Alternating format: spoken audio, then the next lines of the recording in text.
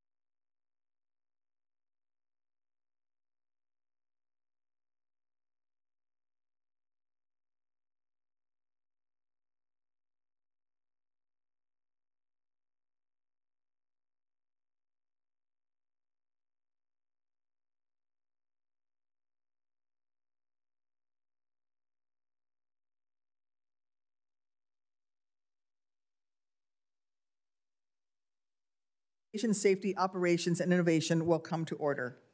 I want to welcome everyone to our hearing today, addressing close calls to improve aviation safety. This may be the most important hearing we have all year, and I want to thank Chair Cantwell, Ranking Member Cruz, and Ranking Member Moran for their help in making this hearing happen. The near misses we've been seeing recently are not normal. They are a warning that our aviation system is under stress. And today, we will have an opportunity to hear from several key stakeholders about why we are experiencing so many near misses and what we need to do to increase our safety margins. We will hear from National Transportation Safety Chairwoman Jennifer Homendy, FAA Air Traffic Organization Chief Operating Officer Tim Arel, National Air Traffic Controller Association President Rich Santa, Airline Pilots Association President Captain Jason Ambrosi, and former FAA Administrator Randy Babbitt. While disagreements tend to garner more coverage than compromise, it's worth noting that I remain proud of the bipartisan FAA Reauthorization Act that we introduced together, and I remain committed to finding a path forward to passage. Since in my non-biased, purely objective opinion, the Cantwell, Cruz, Duckworth, Moran Senate bill is far superior to the House alternative. Of course, safety must always come first, and that is why I say this may be the most important aviation hearing we hold this year.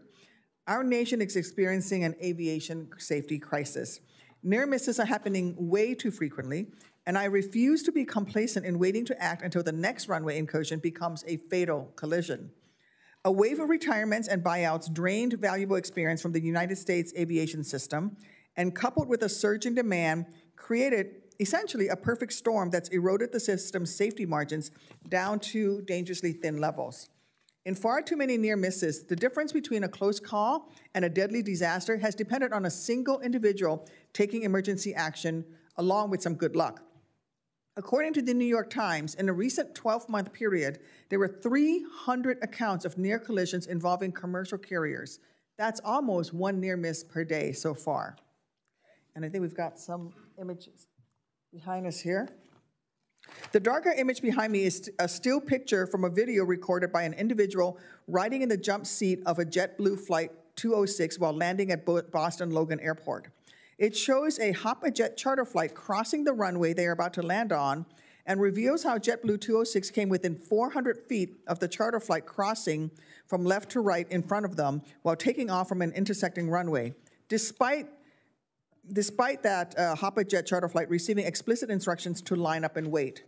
Fortunately, Logan Airport had installed a surface detection equipment that notified air traffic control when the charter flight began its unauthorized takeoff roll. And this layer of safety was critical in empowering the controller to provide JetBlue 206 with the go-around instructions that averted disaster. Unfortunately, that very same month at Austin Bergstrom International Airport, we witnessed how the lack of critical surface detection equipment drastically increases the risk of a catastrophe. In that incident, a controller working on an overtime shift cleared FedEx 767 to land on a runway that Southwest 737 had been cleared to take off from. It was foggy in the early hours, and the controller could neither see the runway with their own eyes nor use ground radar to track the location of the 737, which was still on the runway as the large 767 descended through the clouds. Words fail to adequately describe how close 131 souls came to dying that day. The following animation demonstrates what it looks like when a 767 comes within 100 feet of a landing 737.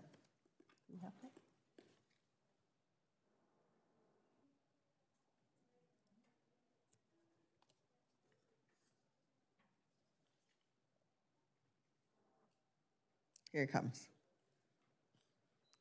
These two aircraft came within 100 feet of another. And ATC did not see how close those came, and it was the pilot who called for the go-around and initiated his own go-around and told the other aircraft that he notified the other aircraft that they almost came in contact with one another, and the air traffic controller never saw it. But the air traffic controller also was on an overtime shift. Unfortunately, the near misses keep happening. Last month, an Alaska Airlines flight executive An Alaska Airlines flight executing a go-round in Portland, Oregon, veered into the flight path of a SkyWest flight taking off from a parallel runway. The FAA, Congress, and the aviation industry must treat these near misses as precursor events that, left unchecked, will eventually result in a deadly catastrophe. We have many layers of safety in our aviation system. The first layer is the pilot-controller readback. The second layer is all the airport designs and markings. Next is the runway safety lights that turn red when the runway is active, alerting a crossing pilot to not cross.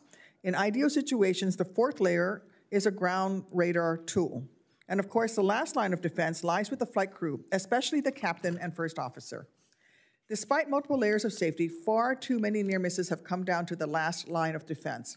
And bottom line, a system that repeatedly forces pilots into taking emergency evasive actions to save lives is either a broken system or one that is overwhelmed by new risks. Such new risks could be the result of aggregate loss of experience that has forced the industry to confront a workforce that overall is less experienced, from pilots to controllers to technicians and other personnel.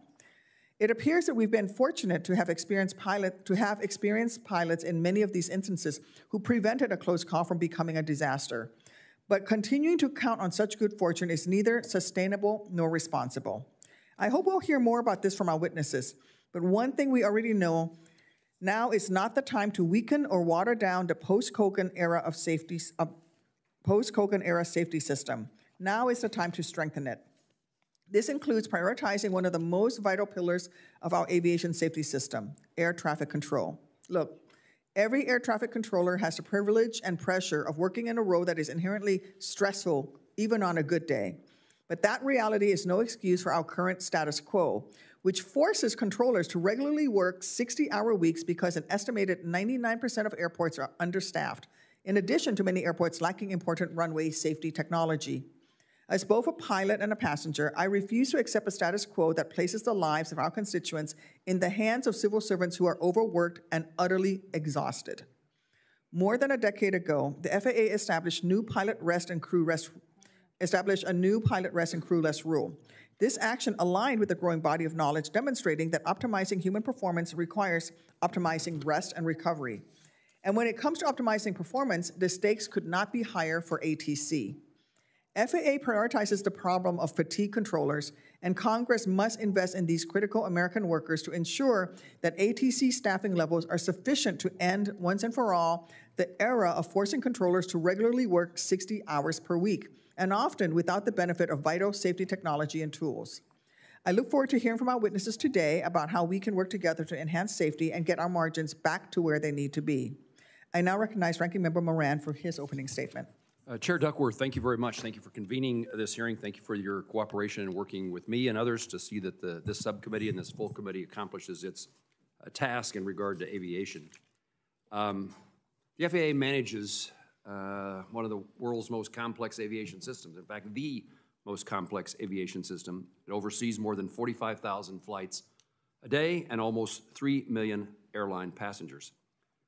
Safety is so important, but it is an evolving process, and we must continually reevaluate our system to make sure we have the most safe possible in play. We must determine how to prevent serious incidents like runway incursions and near misses, so I'm pleased to join you in having this hearing. We also need to ensure that these incidents are not indicative of a larger underlying issue. We know that demand for commercial aviation is expected to grow, and we have new entrants into our airspace. FAA is directly involved in impacts of 1.5 million jobs and $1.5 trillion in GDP in the world's economy. Our job is to determine the pressure points on our system now so that we can be ready to meet the demands not only today but in the future. Dangerous incidents also further highlight the need for Congress to pass FAA reauthorization. I was pleased and certainly agree with you that we have a bill that is worthy of action by the full committee and consideration by the United States Senate. So I am anxiously awaiting that to occur and look forward to working to see that it does. Earlier, we were successful in confirming a new FAA administrator, in my view, one of the most important tasks that we could do, and certainly one of the basic roles of the United States Senate. And so I'm pleased the administration nominated and the United States Senate confirmed a new FAA administrator that we look forward to working with and have faith that he will perform his tasks well. I do hope that we get out of the series of reauthorizations that we've had in years past, and I look forward to a long-term reauthorization of the FAA. The FAA, in my view, is at a critical juncture. Perhaps that could be said at many times in our country's history, but we face many challenges, and the FAA is front and center. We ought to do everything in our power to ensure the United States remains a leader in aerospace innovation. But in everything that we do it safely. Thank you, Chairman.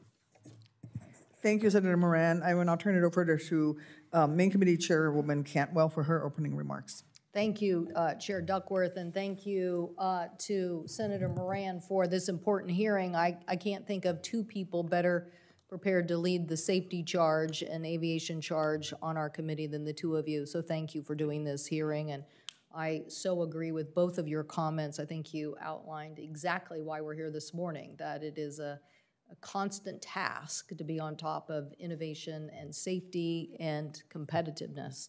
And I want to thank the witnesses for being here too, because I think that they are very illuminating of the challenges we faced in the past and how we met them and what we need to do today. So I thank all of them for that.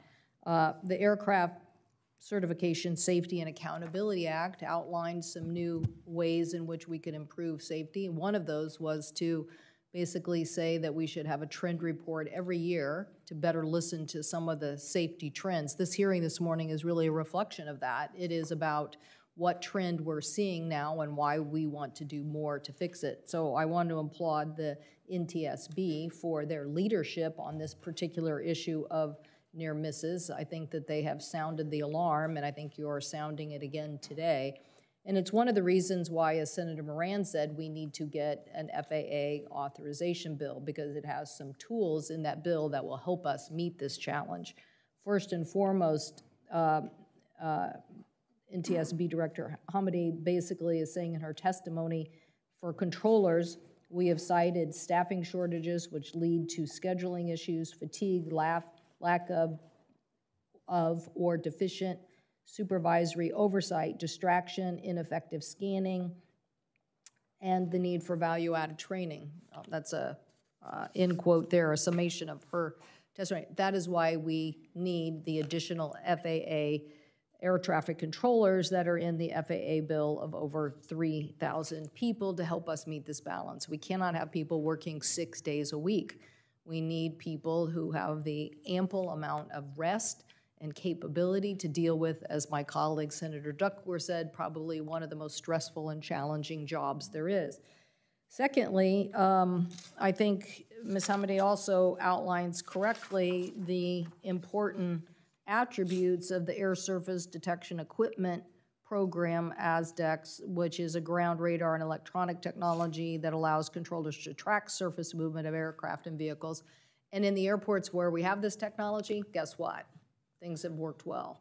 The areas where we haven't, this is why we need this legislation, because we are authorizing $18.2 billion to make sure that all of our large and mid-size airports have this technology and have this technology deployed. So I'm sure we're going to hear other comments this morning and other answers, but two of them lie right in front of us, and I'm with Senator Moran. We should get this job done and continue to move forward.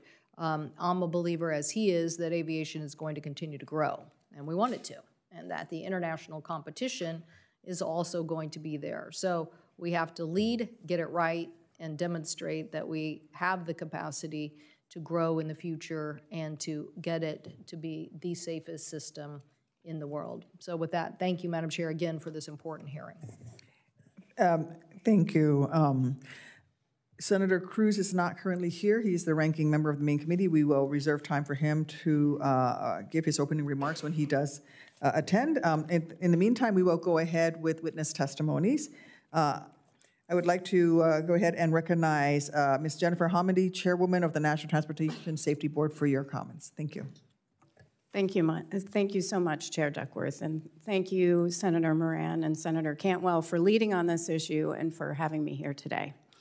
I want to start by emphasizing our incredible safety record. We have the safest airspace in the world, period. The critical efforts of everyone in this room have contributed to our reputation as the world's gold standard for aviation safety. We have a lot to be proud of, but we can make aviation safer. As you can see from this chart, there were 23 serious runway incursions in FY23, up from 16 in FY22 and 11 a decade ago. Runway incursions are also happening at a faster rate over the last decade. That's all runway incursions and the most serious. While these events are incredibly rare, our safety system is showing clear signs of strain that we cannot ignore. The NTSB has opened investigations into 7 runway incursions this year alone. In over half, the aircraft got within several hundred feet of each other. We also opened an investigation into a runway collision between 2 business jets that occurred 2 weeks ago in Houston. Combined, these events put more than 1,300 lives at risk. That's on top of 3 wrong surface landings that we investigated. Thankfully, no one was hurt or seriously injured in any of these incidents, but they could have been. It only takes one. It only takes one missed warning to become a tragedy, one incorrect response to destroy public confidence in a system that has been built over decades. These incidents must serve as a wake-up call before something more catastrophic occurs. This isn't the first time we've seen this. We issued this same warning in 2007, and we issued the same warning after the 2017 incident at SFO, where an A320 came close to colliding with an A340 and 3 other airliners on a taxiway. The incident aircraft flew over the A340 at an altitude of 60 feet before it began climbing, which resulted in only 10 to 20 feet of vertical separation. All told, more than 1,000 people on the taxiway that day were at imminent risk of serious injury or death.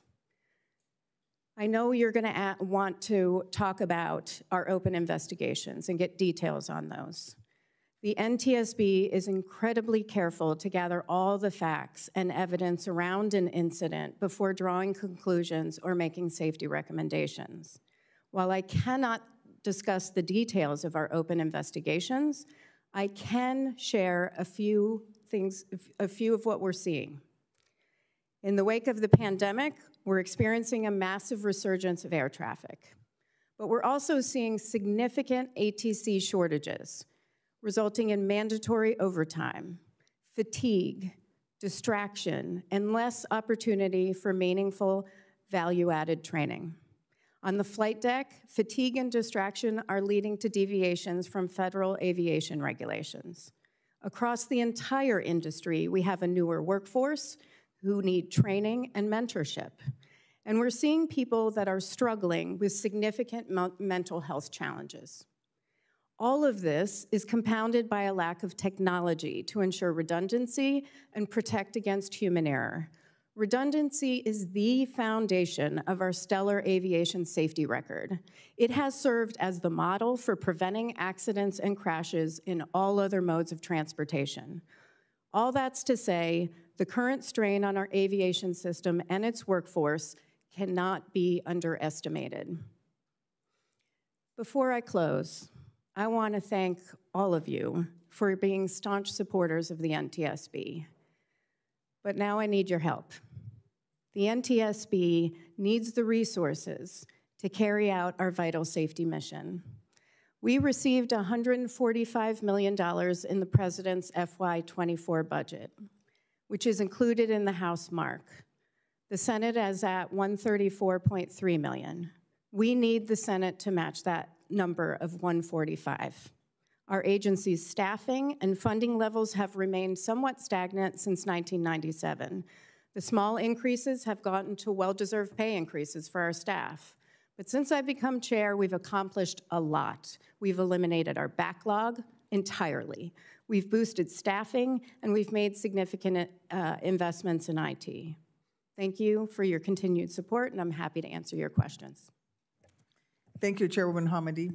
I will now recognize Mr. Tim Arel, Chief Operating Officer, FAA Air Traffic Organization. Thank you, Chair Duckworth. Thank you, Chair Cantwell and Ranking Member Moran.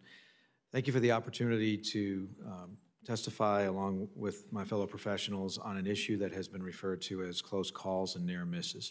I appreciate you holding this hearing for your continued oversight because transparency and a commitment to a continuous improvement are keys to improving aviation safety. You're familiar with the statistics. The U.S. aviation system, as Chair Homendy said, is the safest in the world. There's not been a fatal crash involving a major U.S. airline since 2009, but in my 38 years of public service dedicated to aviation safety, I've come to understand that safety isn't a number or a static place. It is a journey of continuous improvement, eliminating risk before it becomes a statistic. Any significant event, whether isolated or indicative of a trend, is a concern and one we don't take lightly. One close call is one too many. Aviation safety is a team sport. Air traffic controllers, pilots, commercial operators, general aviation, and airports provide multiple layers of safety to protect the flying public. We have intentionally built in redundancies in our technologies and procedures where if one fails, the other one kicks in. Let me stress, the level of safety we currently have is only possible because of transparency and constant collaboration between the FAA and the users of the National Airspace System. At the FAA, we are proud of our proactive safety culture, which means we value and encourage the sharing of data and safety information amongst the agency, industry, and labor to reduce risk, to learn from each other, and to collaboratively develop mitigations. The bottom line is that sharing and exchanging its safety information makes us safer and stronger. In fiscal year 2023, there were approximately 54.5 million takeoffs and landings in the U.S., and there were 1,756 total runway incursions. It's important to note, as the NTSB has highlighted, the number of most serious runway incursions, those where a collision was narrowly avoided or there was significant potential for a collision, what we call categories A's and B's, was a total of 23.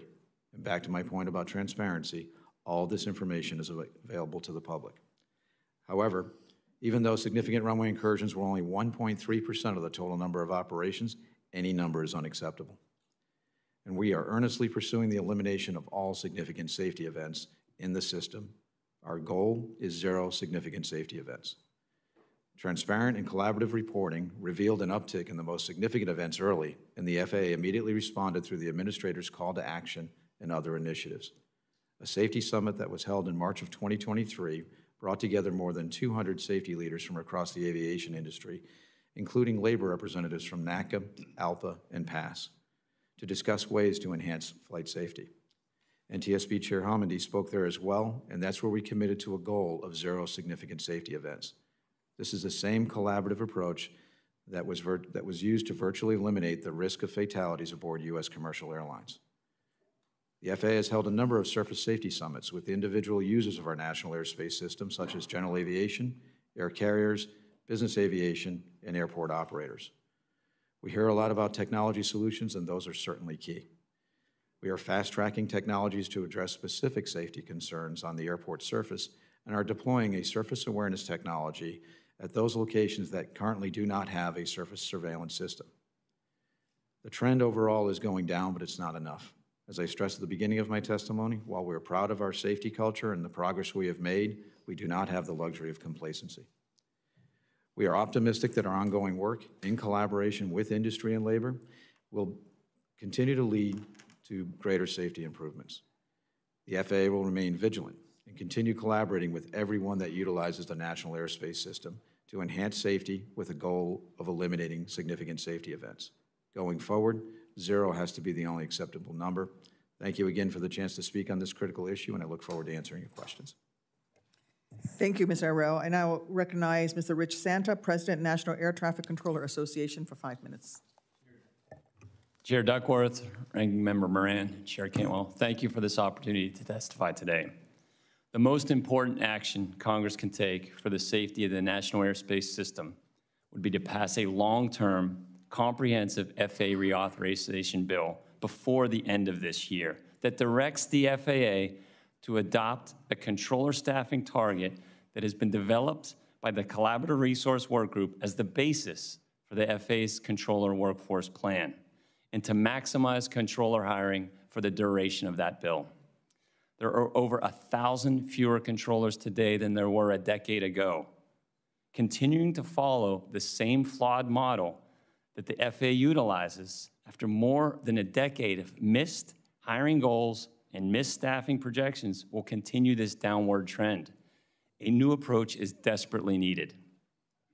The FAA must adopt the updated and more accurate operational staffing targets that were jointly developed by the Collaborative Resource Work Group. They were developed by a team comprised of the FAA's Air Traffic Organization and NACA, and FAA MITRE Corporation Center for Advanced Aviation System Development verified and validated that group's work. The facility staffing targets that the FAA utilizes today in our facilities were developed almost a decade ago. It's beyond time to update them. The new CRWG staffing targets need to be used as the basis for the FAA's annual controller workforce plan moving forward so that Congress and aviation industry have a complete and, most importantly, accurate picture and view of the staffing needs of the NAS. We appreciate the Commerce Committee's inclusion of the CRWG staffing targets in its draft reauthorization bill. Understaffing, the FAA requires mandatory overtime to our controller workforce, including regular 6-day work weeks and 10-hour days. This leads to fatigue. Last year's controllers at 40% of our facilities worked 6-day work weeks at least once a month, and several of our facilities require 6-day work weeks and 10-hour days every single week. Air traffic control is already a highly stressful profession. Working 200 hours per month layers on significant fatigue and inserts additional risks into the NAS. In fact, in June, the DOT Inspector General issued an audit concluding that while the United States has one of the safest air traffic systems in the world, the lack of fully certified controllers poses a potential risk to air traffic operations. To reach the CRWG staffing targets, the FAA must hire to the maximum throughput of the FAA Academy for more than just the next 5 years. We are thankful for the bipartisan group of senators who have co-sponsored the important Air Traffic Controller Hiring Act of 2023, which we believe should be included in the base reauthorization bill. The FAA also needs to be transparent with its need for increased funding for its facilities and equipment budget, which provides resources for physical infrastructure repairs and sustainment, equipment modernization, and major capital projects. Congress has always met the agency's stated need, but the FAA has consistently requested less than it needs. It hasn't even adjusted for inflation. This has prevented the agency from meeting its equipment sustainment, replacement, and modernization needs, resulting in a significant backlog. Moving to a fix-on-fail model has led the FAA's inability to maintain and replace critical safety equipment that has exceeded its expected life and introduced unnecessary risk into the system. The failure of the U.S. NOTAM system earlier this year, resulting in a shutdown of the airspace, was a glaring example of this risk. Funding limitations have also delayed the FAA from designing and implementing new technology to improve safety, such as the airport surface surveillance situational awareness tools that are so desperately needed to address runway incursions, a top safety concern. NACA is supportive of the Senate's THUD appropriations bill because, along with the funding from the Infrastructure Investment and Jobs Act, it will meet the FAA needs this year. Finally, I want to stress the need to avoid a government shutdown that would force the FAA to suspend hiring, close its training academy, delay the pipeline of new controllers, delay modernization, which would be a catastrophic impact to the National Airspace System. Thank you so much for your time. I look forward to your questions. 5 minutes exactly. I'm very impressed. That's an air traffic controller speaking right there. He's on the dot. Thank you, Mr. Santa, and I recognize Captain Ambrosi for his remarks. Thank you. I'm not sure I'll be quite so accurate as Rich was, but good morning. Thank you, Chair Cantwell, Ranking Member Cruz, Chair Duckworth, Ranking Member Moran, and members of the committee for holding this hearing. My name is Jason Ambrosi. I'm an international captain on the Boeing 767 and president of the Airline Pilots Association International. It's an honor to testify today representing more than 77,000 airline pilots who fly for 42 airlines in the United States and Canada. I'd like to begin by thanking this committee and the entire committee for its commitment to keeping American aviation system the safest in the world. In the context of this extraordinary level of aviation safety that government, labor, and industry have achieved in the United States, recent near misses remind us that we can never let our guard down. From employees to procedures, there is a lot of new in the post-COVID air transportation system. We must do more, not less, to safeguard airline passengers, crews, and shippers. The success that we've achieved in the aviation system didn't happen by chance. Rather, it stems from decades of industry-wide work and commitment to collaboration, data collection and analysis, and hazard identification and mitigation. Our progress has also resulted from critical changes to regulations governing pilot qualification and training, fatigue, airline operations and maintenance, and technology. Airline pilots and other aviation employees are proud to play a critical role in aviation safety. Through voluntary safety reporting programs, we're the ones, often the only ones, to identify safety issues before they develop into accidents. The presence of 2 highly trained and well-rested pilots working on every airliner flight deck is another critical factor in safety. We saw this during the near-miss incident in Austin this past February that could have resulted in tragedy were it not for the actions of the 2 FedEx pilots working on board that flight deck together. Such incidents make it clear that with demand returning more quickly than some anticipated, this is no time to reduce safety. Rather, these events compel us to strengthen safety through data collection efforts such as the Commercial Aviation Safety Team and technologies like NextGen. More work can and must be done to prevent near misses and other incidents.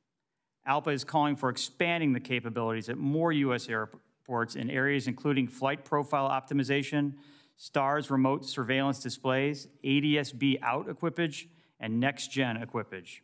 ALPA strongly supports doing more to advance NextGen to enhance pilots and air traffic controllers' ability to pinpoint the position of aircraft while in flight and on the ground. Moving NextGen forward will not only help prevent near misses and enhance safety, but it will also improve traffic management and aircraft utilization, reduce flight delays, cut aviation emissions, and contribute to airline profitability. We commend the U.S. government for investing $26 million in new funding to install or replace legacy aviation systems with new technology to ensure that pilots and controllers benefit from the state-of-the-art runway, surveillance, and information. And we support the White House request for additional funding to extend these safety improvements to more U.S. airports. ALPA is committed to ensuring that all U.S. airports benefit from the same high level of safety regardless of size or location. This committee's bipartisan FAA Reauthorization Act of 2023 included provisions to enhance safety and prevent near-miss incidents.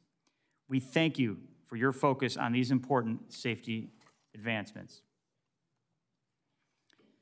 Recently, there has understandably been heightened awareness of aviation workers' mental health.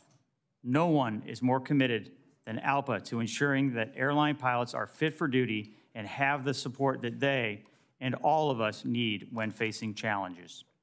In 2024, ALPA will mark its 50th year of developing and implementing programs that support pilot mental health.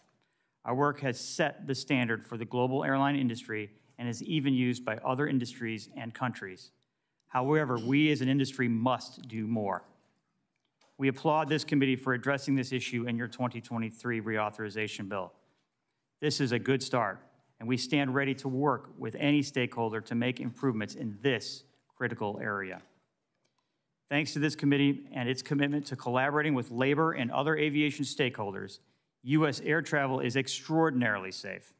ALPA pilots are dedicated to protecting this nation's global leadership and moving forward to advance safety in our skies. Thank you. Not bad. Only he had an extra 4 seconds. I now recognize former FAA Administrator Randy Babbitt. Thank you. Thank you, Chair Duckworth and Chair Cantwell and Vice Chair Moran. Thank you for having me here today. I'm pleased to be speaking today with you, with folks from the FAA, the NTSB, and labor in general. And I was pleased to lead the FAA and ALPA in the past. I was a commercial airline pilot for a number of years.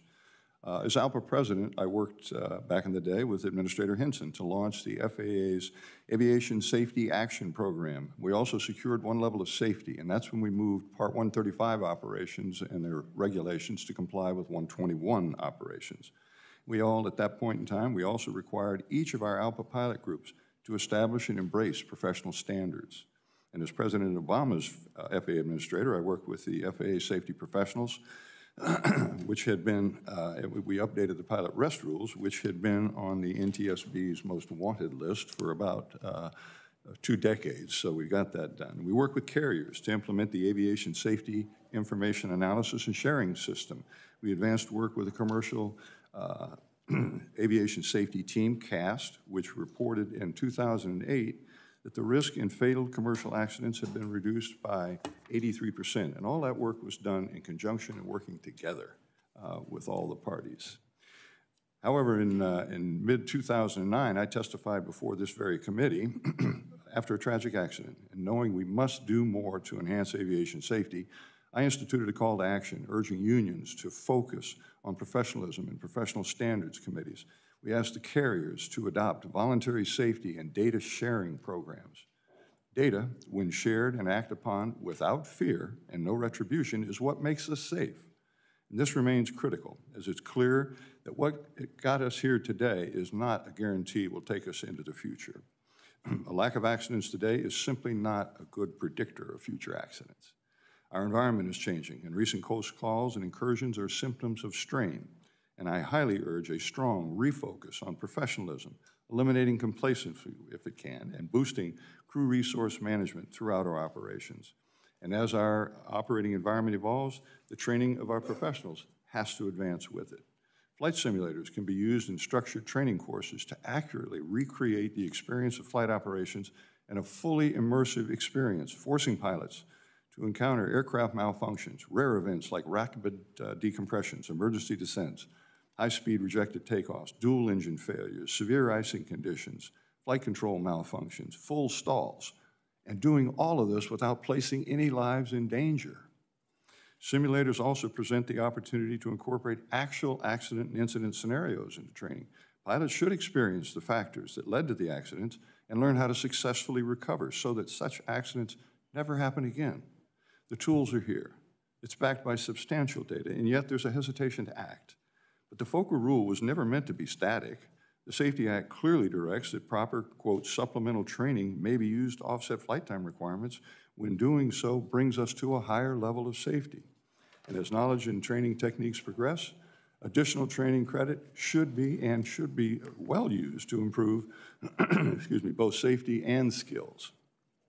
The FAA has followed up with 2 aviation rulemaking committees comprised of experts from across aviation, including ALPA, and the members of both ARCs have unanimously supported supplemental training and recommended a curriculum to replace simple flight hours with advanced training and mentoring. This guidance has not been implemented, and in my opinion, it should be. I'm not alone in saying this. Our current administrator has urged the adoption of modern training techniques like simulation.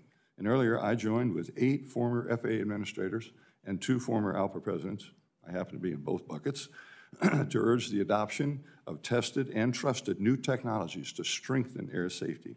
We said in that letter, if scenario-based simulator training was a routine part of gaining 1,500 hours required for an ATP, we could require updating training and expose the kind of scenarios that have led to the recent rash of runway incursions and near misses.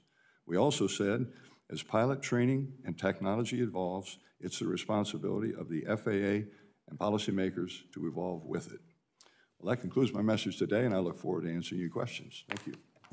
Thank you, Mr. Babbitt. I will now recognize myself for 5 minutes of questions. As you know well, addressing pilot fatigue was a high priority issue for the FAA under your leadership. In December of 2009, then FAA Associate Administrator Margaret Peggy Gilligan testified before this very committee that, and I quote, "We believe this is quoting her, "We believe that it is critical, whenever possible, to incorporate scientific information on fatigue and human sleep physiology into regulations on flight crew scheduling. Such scientific information can help to maintain the safety margin and promote optimum crew performance and alertness during flight operations." More importantly, FAA acted in late 2011 to publish new rules on pilot fatigue, which many, including the then chair of the NTSB, believe was a contributing factor to the deadly, tragic, and preventable Kogan crash that killed 50 people in early 2009. FAA's rules were common sense: limit the amount of time pilots can be on duty and pilot flight time, and implement a minimum requirement of rest before a duty day. Chair Homendy, you recently stated, and I quote, "When it comes to these recent high-profile aviation incidents, mistakes by air traffic control, flight crews, or ground personnel are sometimes cited as a contributing factor.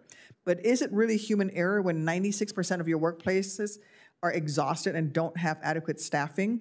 Chair Homendy, is it time for FAA and Congress to re-examine and update rest rules that are tailored to optimize air traffic controller performance? Well, it isn't just the number of hours, it's the scheduling practices. And then if you're already short-staffed, then you have people who are working mandatory overtime 6 days a week, 10-hour days. And then when you look at the schedule, it's a constantly rotating schedule. I have one from one event, a schedule for a week from one event that we're currently investigating. We've got 2 evenings, a morning shift, another evening shift, another morning shift, a day off, an evening.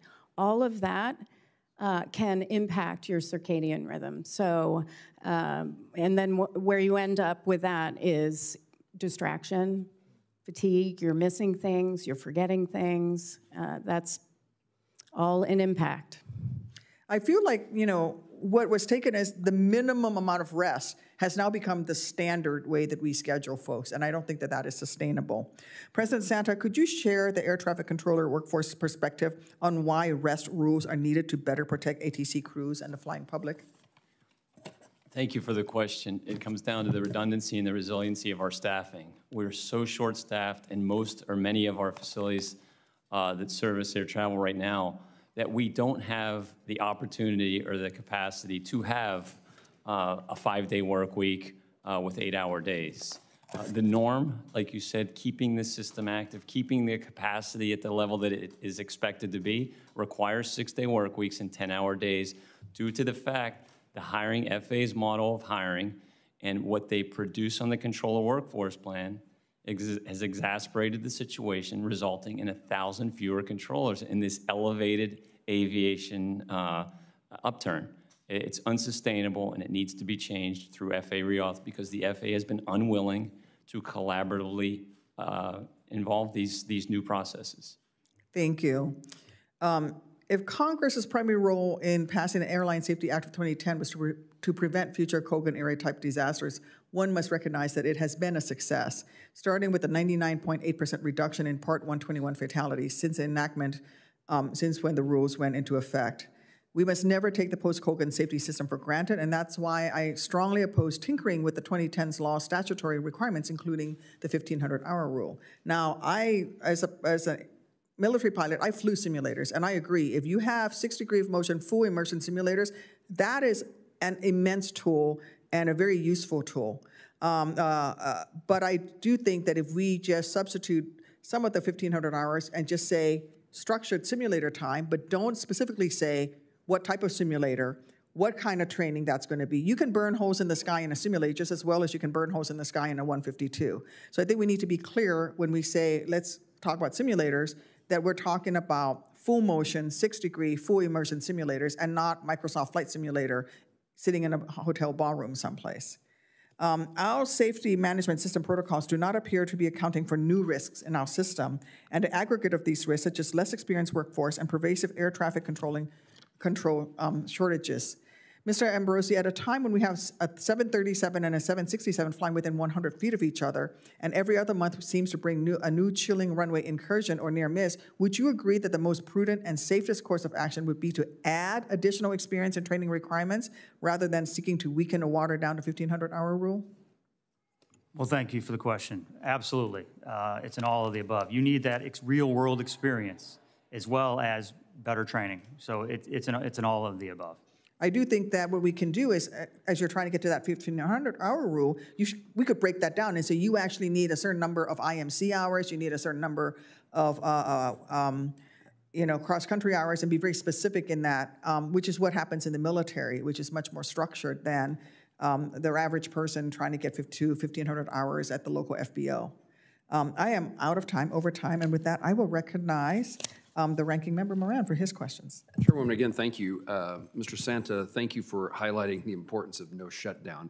It ought to be evident, but you outlined a number of serious things that can and will happen if we fail to come together. And again, while we're trying to get ahead of the problem, this would put us behind the ball one more time. So thanks for bringing that to our attention, to my attention. And we'll work to try to avoid any kind of gap in funding.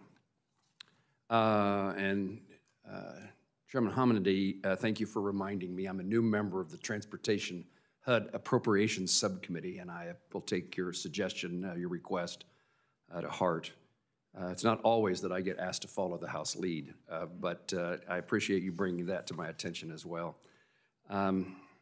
Arel and Mr. Santa, last holiday season, we experienced some significant operational, really a meltdown across the U.S. airspace that was exacerbated by NOTAM system outage, which we've working to solve with legislation as well. It led to thousands of cancellations. What can I tell my constituents and Americans about what to expect this holiday season with Thanksgiving approaching and the winter holidays just around the corner?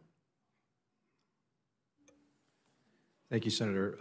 I can assure you that we have been working collaboratively with both labor and industry to address the issues that were highlighted during some of the more challenging times last holiday season. Of course, we had a significant weather event that was unprecedented in some ways with the deep freeze that immediately followed the snowstorm that had occurred.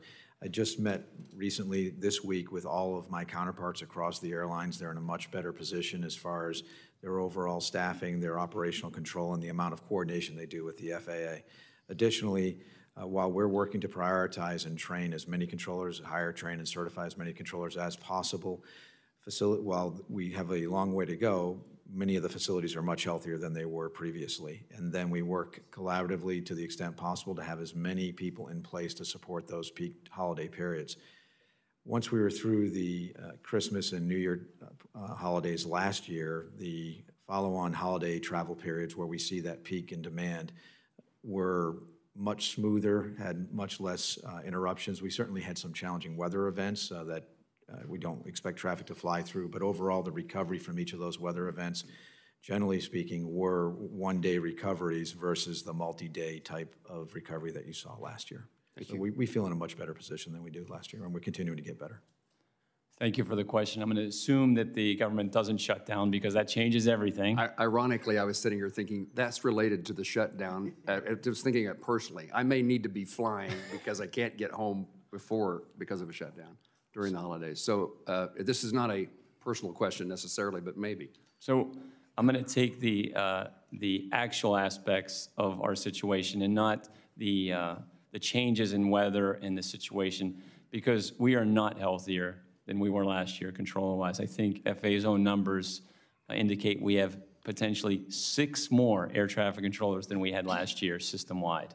That is not an expansive increase of what we need.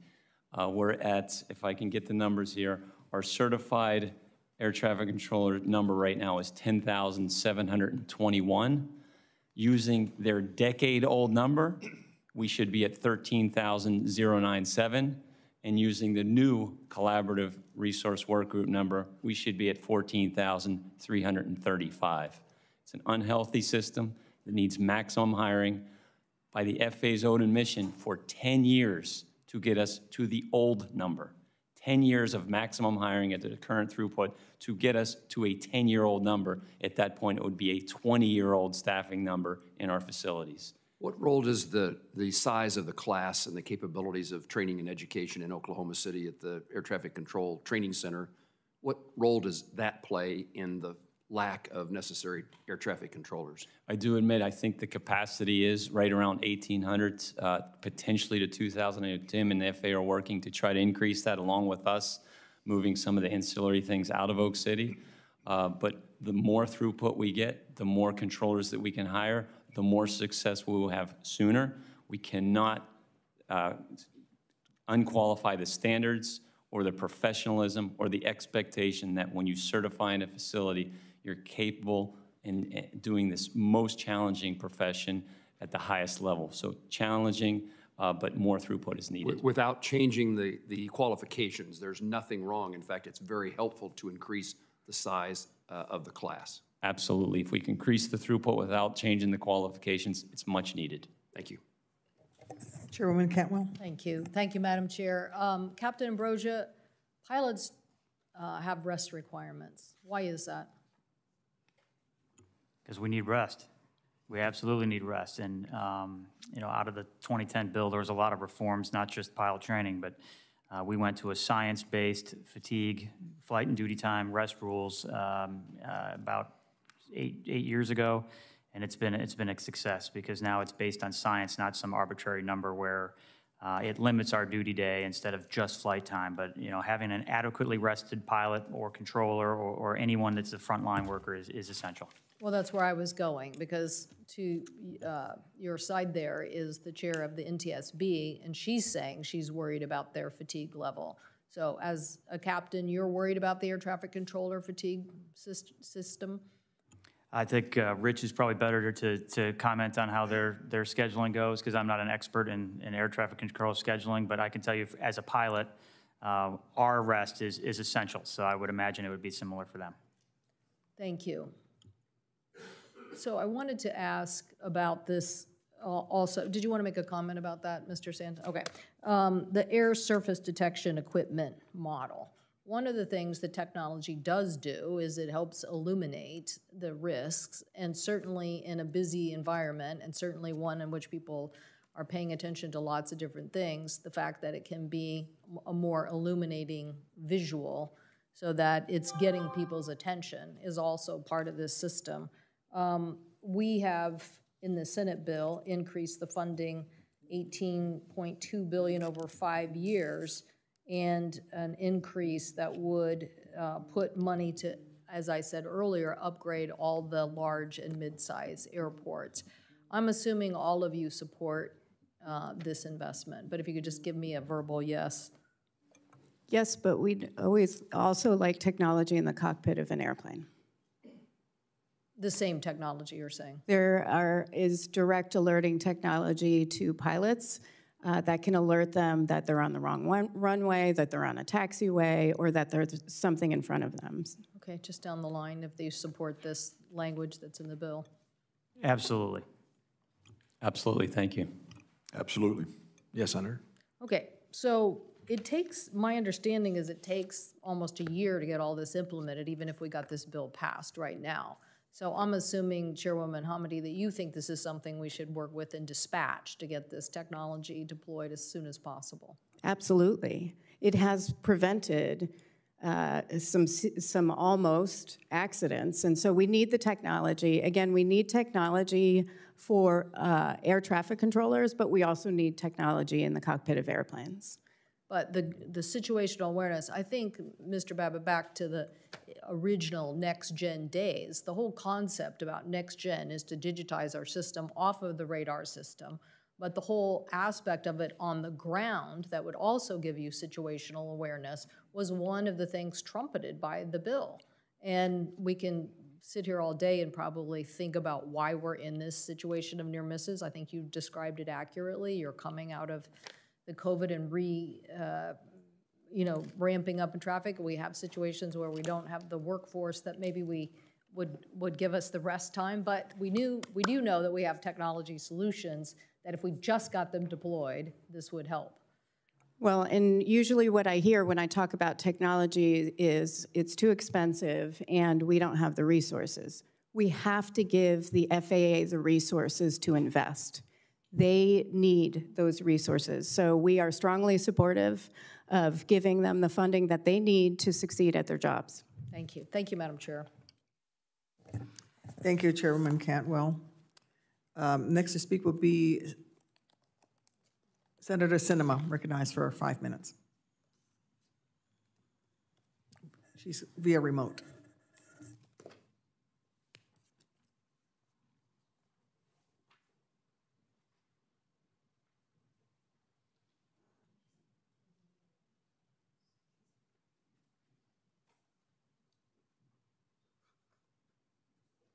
Somebody else?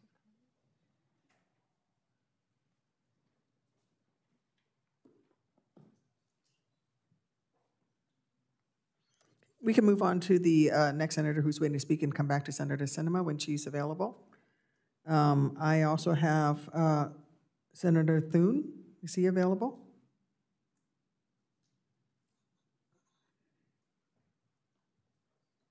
We're running all over the Capitol today, all of us in and out, so.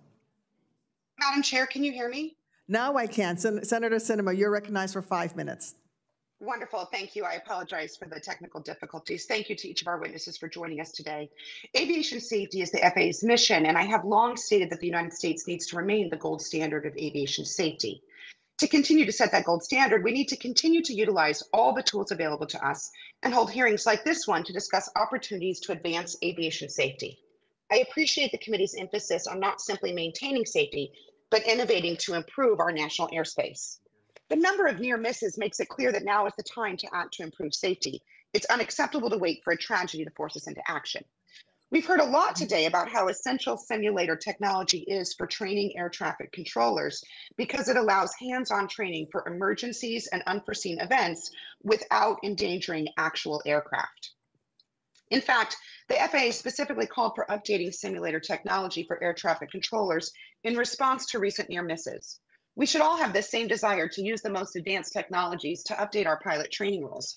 And we should make sure that the 1,500 hours of pilot training provides the best and most practical training available in order to maximize safety. Administrator Babbitt, you joined each of our other Senate-confirmed FAA administrators since 1997 and 2 former ALPA presidents in a letter arguing that advanced flight simulator technology is required to ensure the best training outcomes. Your testimony today reiterates the need for training to evolve with technology. Can you explain why modern advanced flight simulators are essential to modern pilot training, including the unique ability to practice avoiding near misses and dealing with other emergencies? Well, thank you for the question. And yes, I think it's incredibly important. I think what you have in modern simulation today is the ability to recreate or repeat events that have already happened. You can put people in situations that you would never put them in a real airplane. You would not take an airplane into heavy icing conditions. You would not do but you can do things. You could simulate, for example, a clearance that clearly was a conflict and you have to abort. Show the pilot how that happens. What happened? What went wrong? Did anybody learn something from this? Let's not do it again. And those are the types of things that immersive simulation can do. And we have the capacity to actually have controllers control airplanes on radar scopes and in simulators together so they can practice these things. And I think it's a terrific advantage. I think it enhances safety greatly. If you've already seen a maneuver 2 or 3 times and know what got you into it and how to properly get out of it, I think that's a great benefit. Well, thank you. Chair Homendy, has the NTSB ever made a safety recommendation to the FAA based on a relationship between an exact number of hours spent flying an aircraft versus using other kinds of structured training programs? No, Senator, we have not.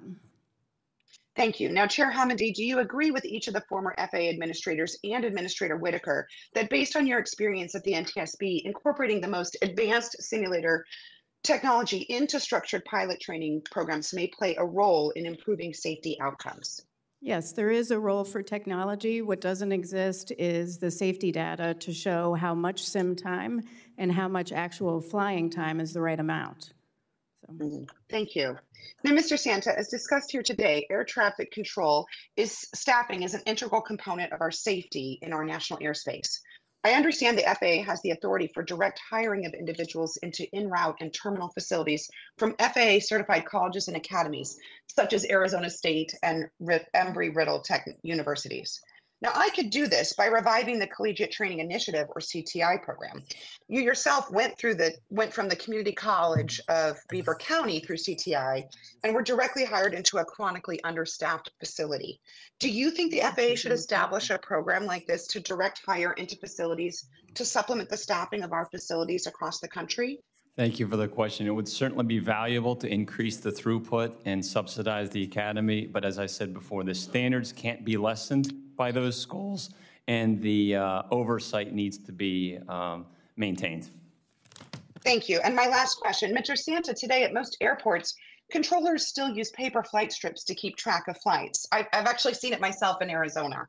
The FAA's Terminal Flight Data Manager Program, or TFDM, is modernizing the system and will increase controllers' situational awareness to allow them to better handle fluctuations in traffic volume and changing weather. Unfortunately, due to budget constraints, the FAA recently reduced the number of airports that receive this important technology from 89 down to 49, including removing 4 airports in my home state of Arizona. Could you talk about how TFDM reduces operational safety risk by increasing controllers' heads-up time, and why controllers at all these airports will benefit from TFDM?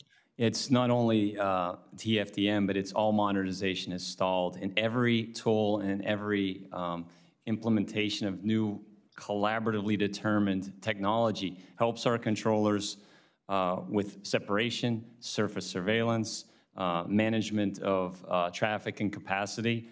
And my most recent data says it's down from 89 to 32 sites due to lack of funding. So it continues to attrit down due to lack of funding. Thank you, Madam Chair. Thank you, Senator Sinema. I now recognize Senator Klobuchar for her 5 minutes. Thank you very much. Thank you to all of you. We have I'm trying to get the video on here. There we go. We're in the middle of a big judiciary hearing, so I appreciate the ability to ask some questions via video. We have seen an alarming number of close call incidences on airport runways throughout the year. And these incidences are preventable. We all know that because we have gone for years without incidents like this. The NTSB has called for the expanded use of airport technologies to mitigate the risk. I have an amendment to the FAA bill to direct the FAA to issue recommendations on cockpit alerting technologies that directly alert crews and pilots of potential incursions to prevent these near misses. How can equipping pilots with technology prevent runway incursions and close calls? And I would ask that of you, Ms. Homendy. Yeah, thank you very much. And it's one of our oldest recommendations going back to 23 years. I mean, the reason why you have cockpit alerting is if the controller misses something. And if the controller misses something, then something can alert the pilots to take action. Okay, thank you. Mr. Arel, can you discuss why cockpit alerting systems are important and when we can expect a requirement from the FAA? Thank you, Senator. As an air traffic controller and within the air traffic organization, that would be outside our area of expertise or responsibility. I would defer to my colleagues in aviation safety on the regulatory side or anyone with the flight deck area of concern. Senator? Okay. Yes, if you could, and then I have to go into vote in this markup right now, and they need me there in person. So do you want a quick answer, and then I'll go in there? Oh, understood. This is the same thing we saw in 2007. There were a number of runway incursions, including in O'Hare and in Seattle, and then a terrible tragedy occurred, and 49 out of 50 people on the plane died. At that point, we issued recommendations for technology. It's critical to save lives. Okay, very good. I appreciate that, and I'm going to follow up in writing, and thank you, Madam Chair, for giving me this opportunity. Thank you. Thank you, Senator Klobuchar. I do not have any other senators in line to ask additional questions at this time, so we're going to begin a second round of questions. I want to follow up the simulator discussion. There are already multiple ways to get to the ATP requirement under the 1,500-hour rule. If you're a military pilot, you only need 750 hours because of the very structured training you get as a military pilot and the use of full motion simulators. If you graduate from a 4-year aviation school, many of which are very good ones in Kansas, by the way, for my ranking member, then you only need 1,000 hours because of that good structured training and the simulators that are used. If you go to a 2-year program and get an associate's degree in aviation, you only need 1,250 hours. Where we are right now is this discussion on the 1,500-hour rule there's a difference in opinion of what exactly is a simulator. You can't just say structured flight training in a simulator will qualify you one-for-one, zero-sum game. Every hour you fly in a simulator, you can deduct an hour away from the 1,500-hour rule, especially if you don't define what type of simulator. And that is the key thing, because there's a hesitation to act because we know in industry, or at least in some carriers, they will fail to use simulator time effectively. Look no further than the Kogan incidents, where they have simulators, but in the NTSB's accident report from the Kogan incident, it was found that Kogan company training did not have part of their training syllabus for simulator training at the time of the accident, procedures for how to deal with a stick pusher system to overcome the icing condition. And they were never taught that, even though they had simulators. I think that if we're going to talk about simulators, then we need to specifically say full motion, full immersion, level D flight simulator. Mr. Ambrosi, rather than pitting simulator training against real-world flight hours, would ALPA support FAA establishing additional simulator training hours requirements that would ensure all ATP certificate holders, in addition to earning at least 1,500 flying in an aircraft, gain a minimum level experience training in level D full flight simulators that are equipped with software capable of accurately recreating flight conditions for the most daunting and dire emergency situations? The short answer is yes, but if I may, Congress and through the FAA 2010 bill has created the safest system out there. We have a 99.8% reduction, as you indicated earlier. So also in that bill, Congress had the foresight to say, if technology comes along, there's a process to look through it, as was testified earlier. So there needs to be no change to legislation. We're in the right place here. It's in all of the above. I completely agree with you on the level of stimulation. There are industry today that are already trying to walk back that level of simulation that you just discussed by saying maneuvers that were intended to be done in a full flight 6-degree of motion simulator are now being performed in a level 7 training device. So if airlines are already trying to save money by walking back what's already in that, I agree with your sentiment that we need to absolutely make sure that any simulator training is performed in the best simulators. Thank you, Mr. Babbitt. You're nodding. I'm going to give you a chance to say something about it. I agree completely. I think we have the technology today to do all of the various things you've discussed. But I also would note for the record that there are places where different types of simulation become important. So, for example, the first day that you've gotten out of ground school and you're going to go into flight training, do you need to sit in a $17 million simulator to figure out what the switches are? No, you don't. You can sit in the stationary device and learn. Does that count the same? No, it does not. But I would add that it is helpful. But later simulation, I do think, and the ARCs that we have seen, both of them have curriculums that discuss the maneuvers and the quality of the simulation, and it's spelled out. And I agree with Captain Ambrosi. It's right in front of us. We just need to adopt it. It is, and the thing with those lower level flight simulators, they're appropriate for certain types of training. After I was wounded and I was working towards getting my private pilot's license, even though I was a commercial helicopter pilot, I had to learn to do takeoffs and landings.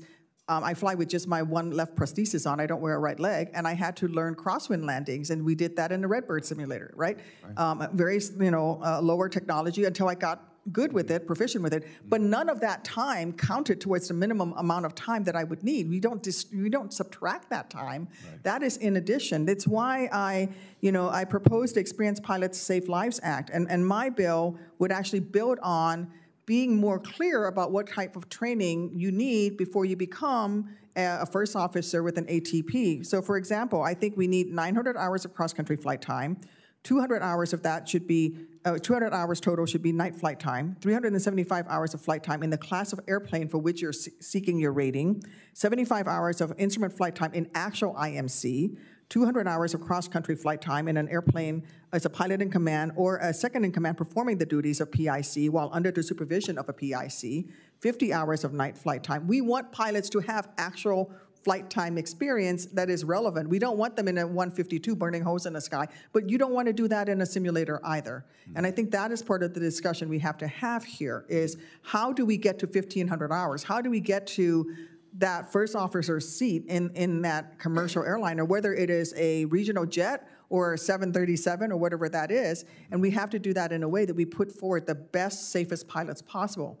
And I am concerned that we're doing a one-for-one swap without clearly stating, a one-for-one swap in not 1,500 hours, without clearly stating exactly what type of simulator is being used and what type of training is being used. And you know, Capt. Ambrosi, Mr. Babbitt, would you associate yourself with my assessment there? That it's important to be specific as to what type of simulator? I can tell you from industry, if you don't, or if you are not specific, they will go to the minimum. So we absolutely need to spell out exactly what needs to be done and what level of simulation and what structure needs to be to any training that you're referring. Because if not, if you leave it nebulous and ambivalent, X credit for who knows what, they will make it a race to the bottom. And I would agree. I think you have to be crystal clear on the quality of the simulation gets you so much. And as I mentioned earlier, the ARCs have defined some of the. But I think one of the things that everybody should remember with simulation, you're teaching a technique. Yes. This is how you do this, and you can do it without danger. And if you make a mistake, okay, so the simulator crashes, but nobody gets hurt.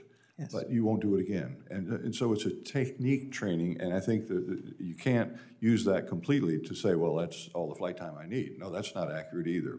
But it's a great training tool. It's a great exposure. You've seen these things before. You've seen it in simulation, so you're prepared for it when it happens.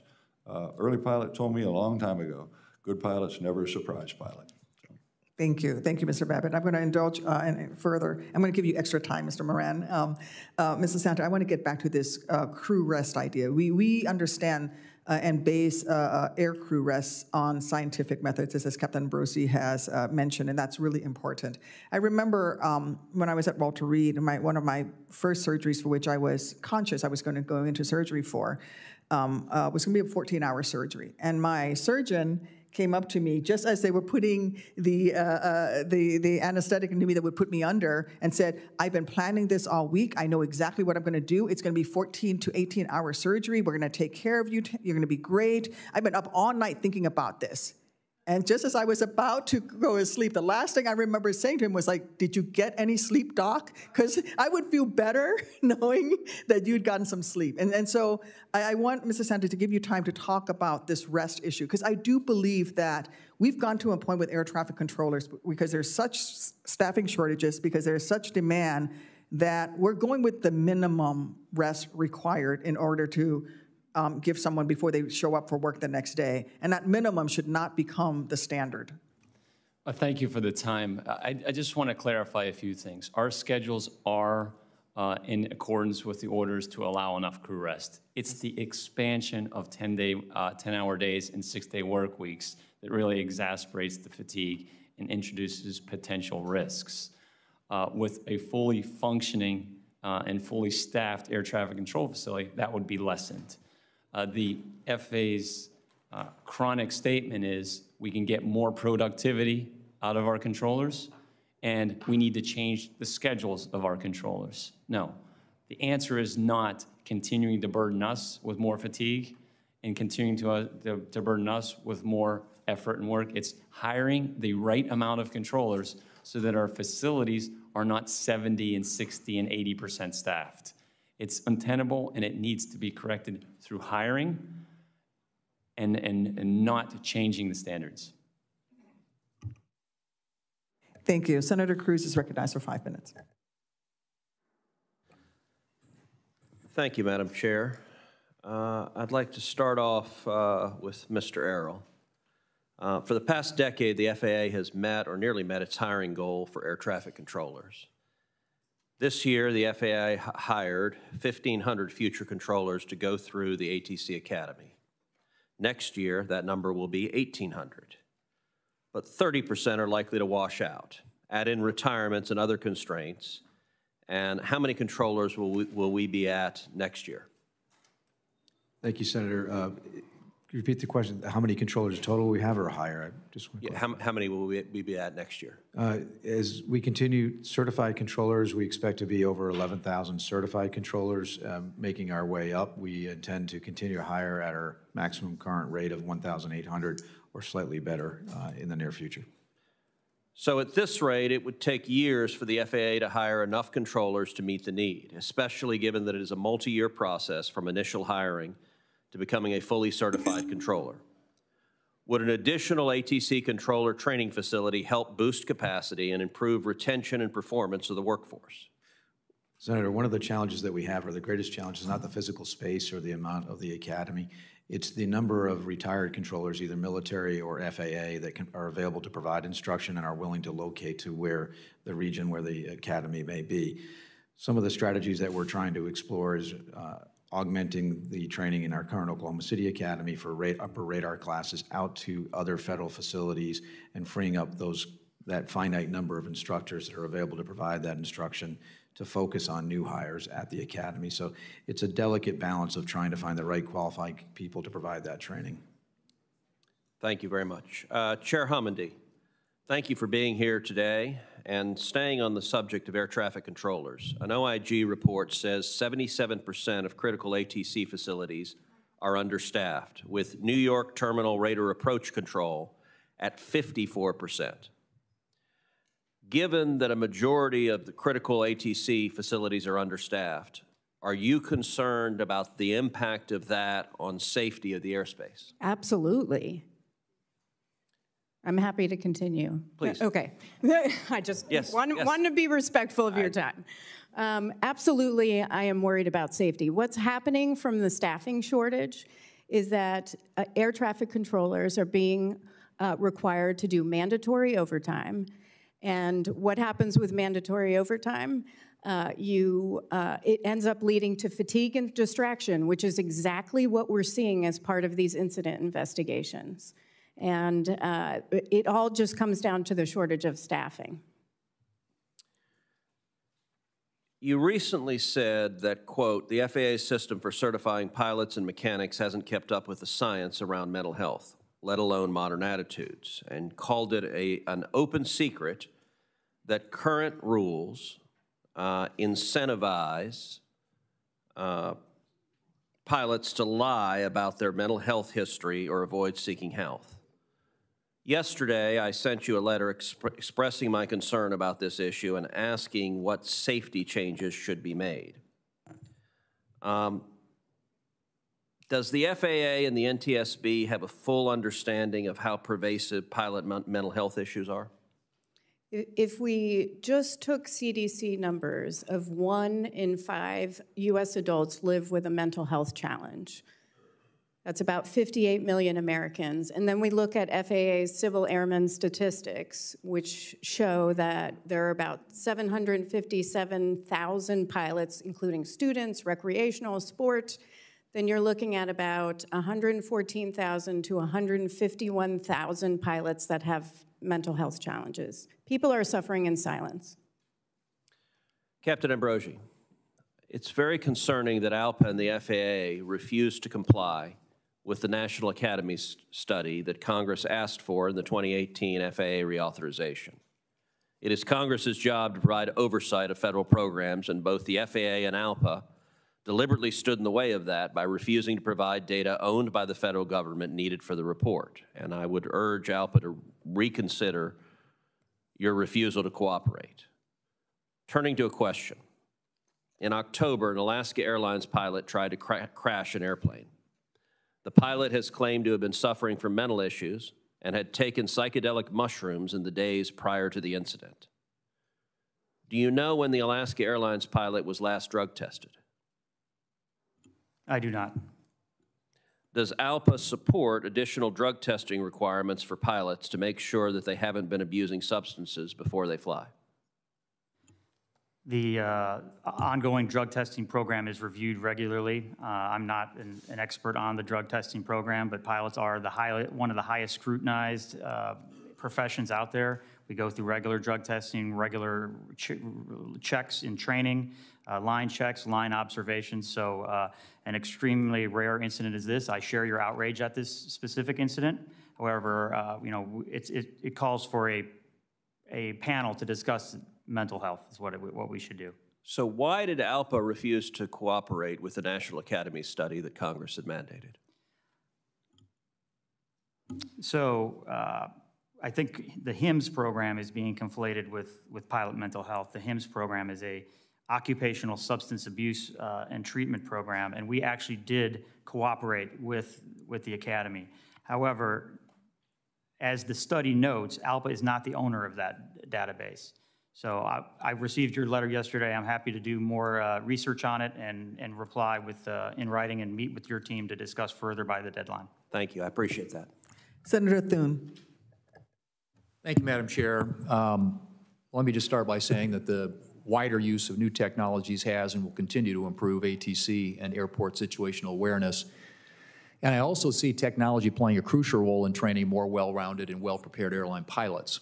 As the number of incidents increases, the last thing this committee should do is remain complacent, which is why Senator Sinema and I offered an amendment to the Senate FAA reauthorization codifying the recommendations of the Air Carrier Training ARC to create a 2-month enhanced qualification program.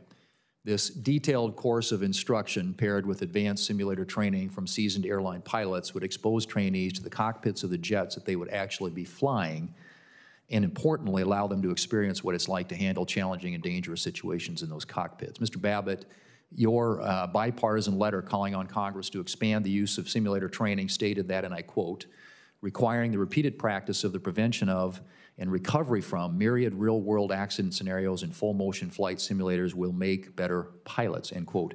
Could you elaborate on why the use of new simulator technologies is so crucial to training well-rounded pilots?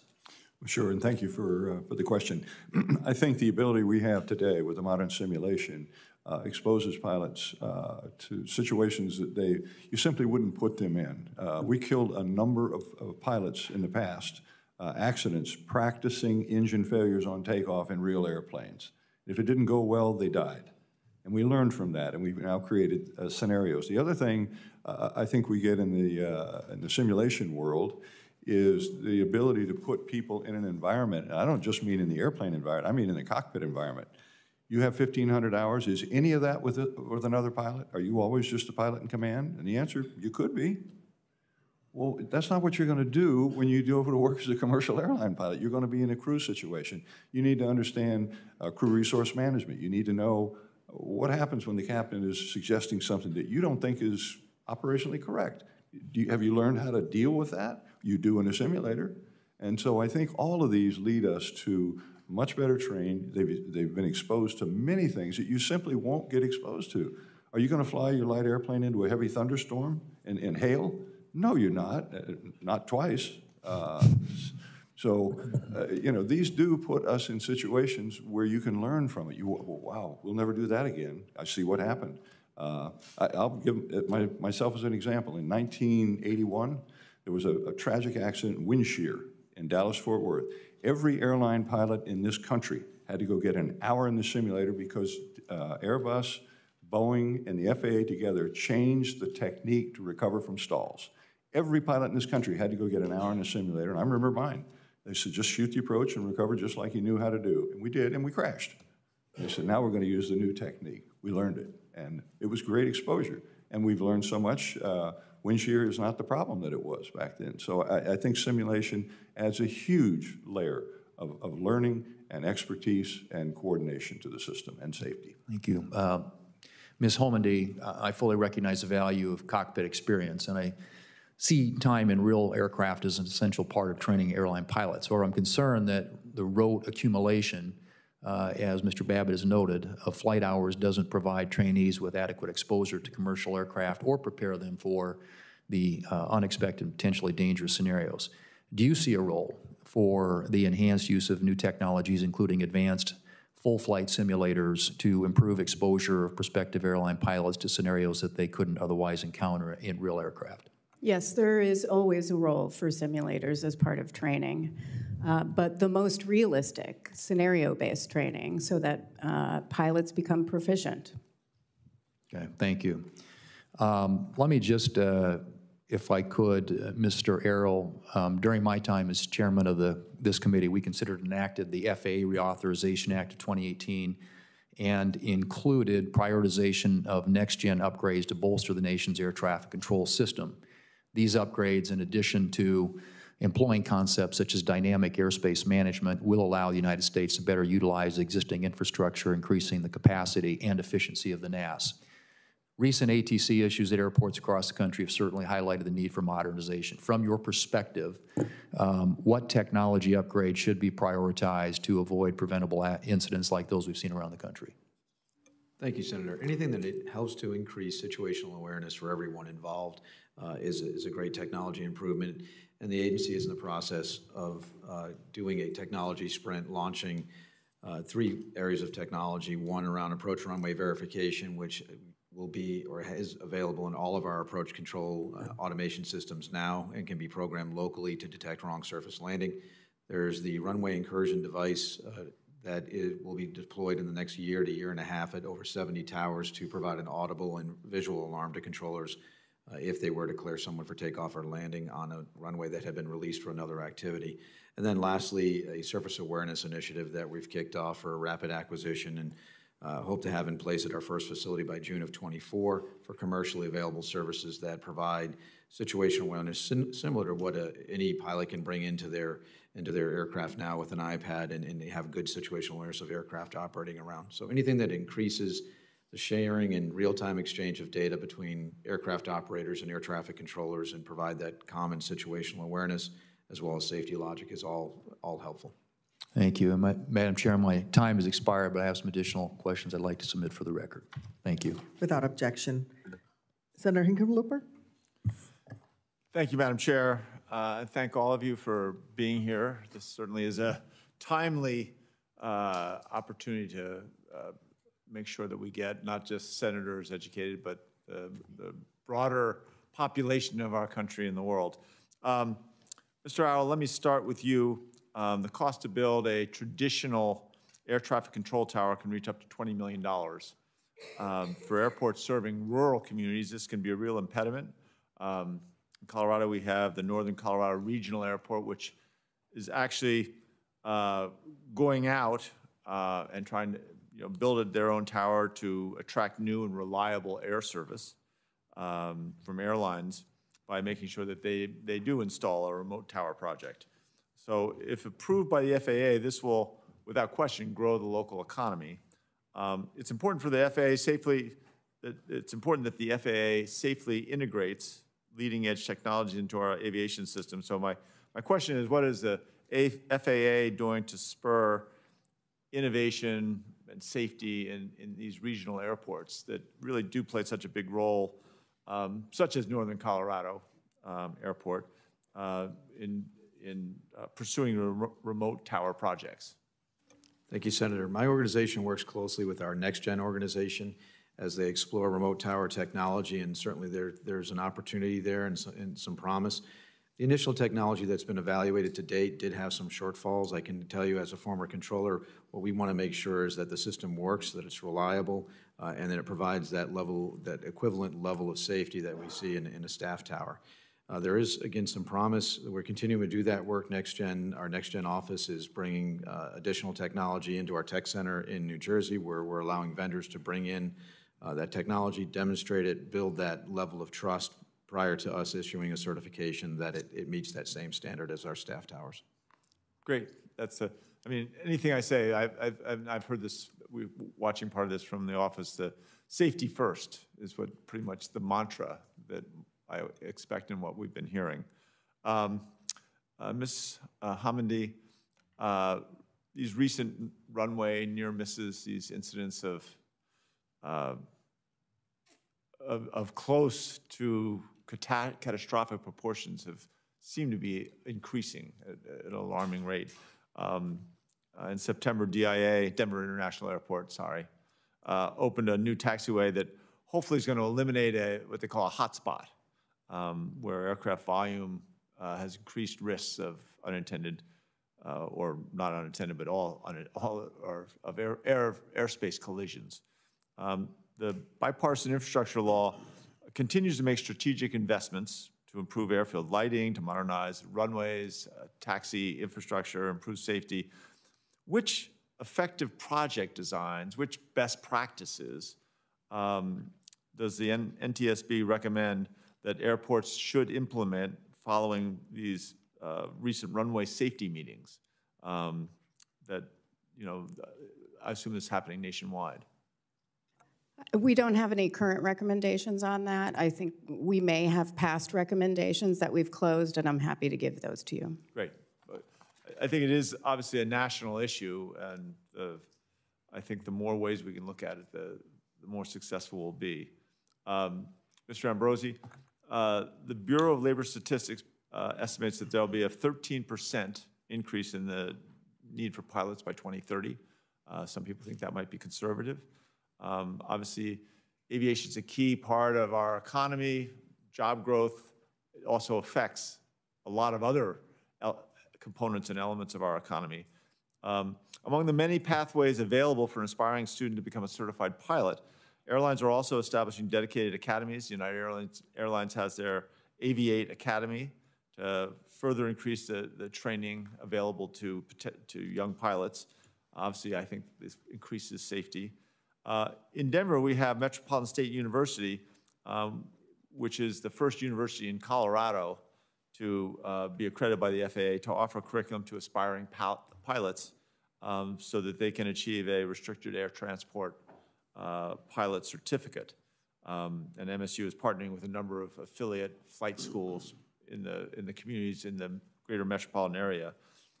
Would you describe the impact, or how would you describe, or could you describe, I know you can, could you describe the impact that accredited university programs like MSU's in Denver, that they have on growing the pipeline of trained pilots? Absolutely, thank you for the question.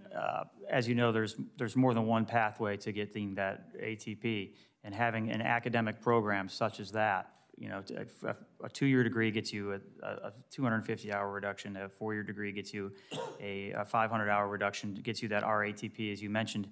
That's because of advanced academics. So these pilots are learning more, they're getting this advanced academics, which is a credit towards the program. So it's a very good pipeline. The aviation schools such as that the pipeline's full. It's good to be a pilot right now, and people are coming to these schools in rapid fashion to be part of this occupation. So it's an essential part of what we do to get pilots in the pipeline. Great, yeah. I was very impressed. We went through it and looked at what they were doing, and it was a great source of optimism. So anyway, thank you all for all the work you're doing to keep the skies safe. I yield back to the chair. Thank you. The incredibly patient Senator Markey. Yeah, thank you, Madam Chair, and thanks you for holding this incredibly important hearing. I share my colleagues' serious concerns about the recent series of near-miss incidents which have impacted my home state of Massachusetts as well. In late February, 2 planes nearly collided at Boston Logan Airport when one attempted to take off as another one was landing. And in March, the wings of 2 United Airlines planes clipped each other at Logan. Fortunately, no one was seriously hurt in these incidents, but passengers and flight crews are understandably worried about the safety of U.S. air travel. So, Chair Homendy, I understand that the National Transportation Safety Board investigated the near miss at Logan from February. Can you provide an update on that investigation? Yes, we issued a final report on that investigation, and the Hoppa flight pilot thought he heard that he could go forward. He was told to line up and wait, but he began his takeoff roll and said that, reported to us that he was not feeling well that day, and that possibly he was experiencing some things from the cold weather in Boston. And how do you correct that with that pilot? He misheard an instruction? Yeah, I mean, there has been a lot of fatigue, distraction, pilots mishearing instructions in all the investigations that we're conducting. I mean, the one thing that's good at your airport is you have ASDX. It's not the same in other airports. I see. And what does that mean? What's that additional? So ASDX alerts the controllers that there's an impending collision and can take action to prevent it. Yeah. Should that be mandatory at all airports? I think it should be mandatory at the most, at least medium or large-sized airports, but right now it's at... Is that what saved us at Logan? Yeah. Yeah. So... That takes resources for the FAA. We need robust funding for the FAA, sustainable funding. Right.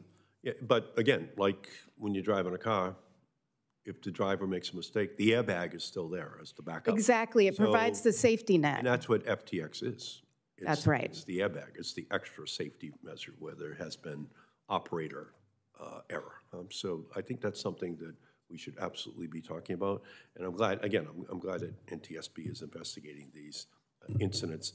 Now I'd like to turn to another threat to aviation safety, climate change, from increased turbulence in the sky to flooded runways. Climate change is already having serious consequences for our aviation system. Coastal airports, like in my home state of Massachusetts, are especially threatened by ocean level rise. Our airport is just on landfill in Boston Harbor, which is the second fastest warming body of water on Earth. That's how fast it's all warming there. As a Brookings report declared earlier this year, America's airports aren't ready for climate change. If we don't invest in climate resilience at our airports, we are in for a bumpy ride. To each of our witnesses, starting with Chairman Homendy, do you agree that climate change is a significant threat to aviation safety? I am not a climate change expert, but I agree. Captain? Yes, so I would agree. I'm not a climate change expert, but we completely agree. And pilots do a lot to try to minimize carbon emissions, also noise. So we're an active participant in reducing greenhouse gases in the aviation profession. Thank you. As an air traffic controller, it's really not impacted us at all. So personally, I believe that climate change has an impact, but as an air traffic controller, I can't say yes. Thank you. Yes, I think you're seeing more violent weather, which is not helpful. Also, the slowly rising temperatures, aircraft, a lot of people aren't aware, but as the temperature gets higher and higher, the aircraft needs longer runways. And so you're pushing the envelope there as well. Thank you. Yes, sir. Thank you, Senator. We certainly have seen a significant increase in severe weather throughout this last summer season, and we join you in supporting everything we can do to minimize the impacts of that. Thank you. And that's why I filed legislation with Senator Sullivan, the Airport Infrastructure Resiliency Act, bipartisan. We can see it's coming. We need to actually have more protection. And another piece of legislation, Airline Operational Resiliency Act, with Senators Fisher and Welsh and Capito, aim to improve the overall resiliency. And finally, today's hearing would be incomplete if we didn't discuss the role that airport service workers play in keeping our airports safe. Baggage handlers, wheelchair attendants, gate attendants, other workers play an essential role in our aviation system. And by providing airport service workers a living wage and benefits, we ensure that airports have a well-trained and experienced workforce to identify security incidents and respond to emergency situations. When we shortchange airport service workers, we leave our airports and passengers vulnerable. Earlier this morning, I rallied with airport service workers, SEIU, and called on Congress to pass the Good Jobs for Good Airports Act. And that will ensure that these workers, these hidden figures at the airport who ensure that the planes can take off every day and safely, get fair wages, healthcare benefits, sick time, which they're not getting right now. And we have to make sure that all this federal money that we send to airports actually gets distributed in a way that's a lot more fair. We saw how hard they worked during the pandemic. We saw the risks that they took for their health and their families in order to make the rest of us safe at those airports. And we just have to rectify that historic imbalance in terms of how much the airlines are profiting by the billions and how much these workers are still being left behind without the benefits they deserve. So I just want to raise that once again. And thank you, Madam Chair, for your great leadership. Thank you, Senator Markey. As we've heard today, there are many things that we can do to improve the safety of our aviation system in this country, which is the global leader in safety when it comes to commercial aviation operations. Today's hearing demonstrates that we must address the serious near misses we've seen recently with the utmost sense of urgency and to prevent future incidents. We've dealt with everything from workforce shortages for air traffic controllers to pilots to maintenance workers. And the pending FAA reauthorization legislation addresses this. In partnership with my ranking member, we have tripled the funding in this FAA reauthorization bill for pilots, for maintenance workers, for air traffic controllers, all of those programs. In the midst of this serious discussion, reducing the amount of aeronautical experience for pilots is the wrong idea at the wrong time. And I just want to reiterate the history of the 1,500-hour rule. It came about post-Colgan crash. And Congress went to the airlines and said, what is the minimum number of flight hours that is needed? And it was the airlines who came back and said 1,500 hours. This number was reached through consultation with the commercial air carriers who came back and said that is what is required.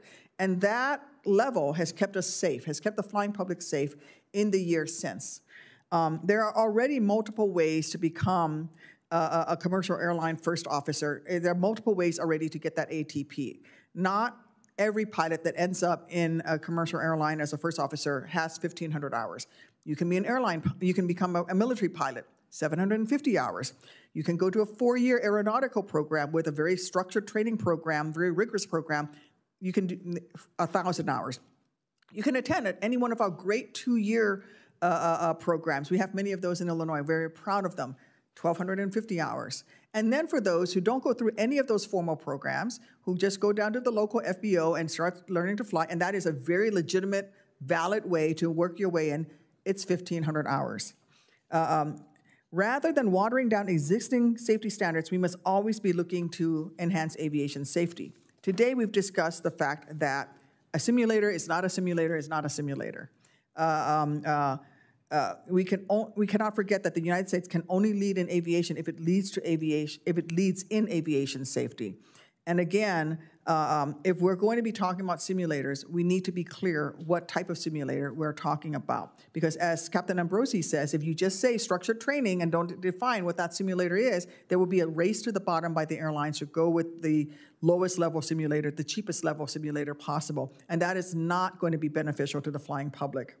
With Administrator Whitaker at the helm, and he has strong tailwinds with an almost unanimous 98-0 confirmation vote, the FAA already has the legal authority, the expertise, and the discretion to issue standards on pilot training and qualification. You can already do that. In fact, FAA's Aviation Rulemaking Committee is already looking at whether it is appropriate to create yet another pathway to becoming an airline pilot first officer with fewer than 1,500 hours. Again, we have the 4-year program, 1,250, 1,000 hours, 2-year program, 1,250, military pilots, 750, and the FAA is already looking and already has the authority to create yet another pathway. We have an administrator, we have safety experts at FAA, and a process to study this issue to see if changes are required. And if they are, the FAA can certainly act on that. I believe that we do not need any legislative change that could lower that safety bar if you're going to use language such as structured simulator training without defining what that simulator is. I don't think that preemptively reducing the 1,500 hours that was recommended by the airlines and has resulted in over 10 years of safe aviation operations is the way to go. Now, if you're going to do that, again, then we need to say, hey, if you're going to get a minimum level experience in a flight simulator, that needs to be a level D full flight simulator equipped with software capable of accurately recreating flight conditions for the most daunting and dire emergency operations. You know, there are simulators for surgeons as well who can practice different surgeries without actually having to do it on the patient first. But I will paraphrase Captain Sullenberger, who said, you know, if we have a doctor shortage and we have a surgeon shortage, the solution isn't to say, let's make medical school 2 years. The solution isn't to say, let's just have surgeons only do training on a surgery simulator and they don't actually have to operate on patients. That's not the solution. I don't think this is the either extreme end. I'm just saying that if we're going to put in simulators and we're going to reduce the flying hour requirements for that first officer, then let's be clear about what we're substituting it with, and let's be precise about what we're substituting it with.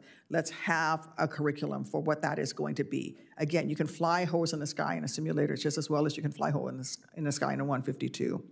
I want to thank our witnesses for your participation today. The hearing record will remain open for 4 weeks until December 7th, 2023. Any senator that would like to submit questions for the record should do so 2 weeks from now by November 23rd. We ask that responses be returned to the committee by December 7th, 2023. And that concludes today's hearing. Thank you, everyone.